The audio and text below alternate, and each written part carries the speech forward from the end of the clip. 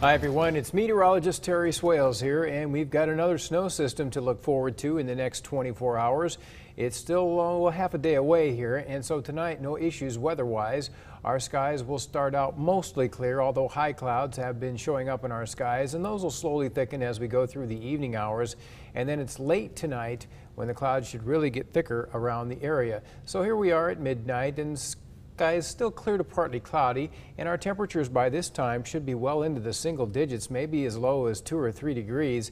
And then the clouds start to really increase here after 3 or 4 o'clock in the morning, so our temperatures should level off, and I don't think we'll get below zero like last night when we saw a low of 21 degrees below zero here in the Quad Cities. That's some impressive stuff. Well, getting back to our storm, at 8 a.m. on Tuesday, the clouds are over us and the snow is just starting to show in Missouri, and by noon you can see that's just getting up to the southeastern corner of Iowa.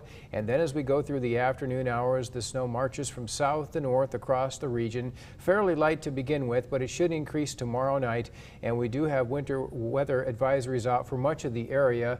From the Quad Cities north, winter weather advisories for around 2 to 4 inches of snow. Further south, down in southeastern Iowa and west central Illinois, winter storm warnings where there could be 6 to maybe even 7 inches of accumulations down around Burlington and Galesburg and points south. Eventually the storm moves on out of here by Wednesday, but the winds pick up when the temperatures get even colder, and we'll have to deal with the chill then as we get into the latter portions of the week.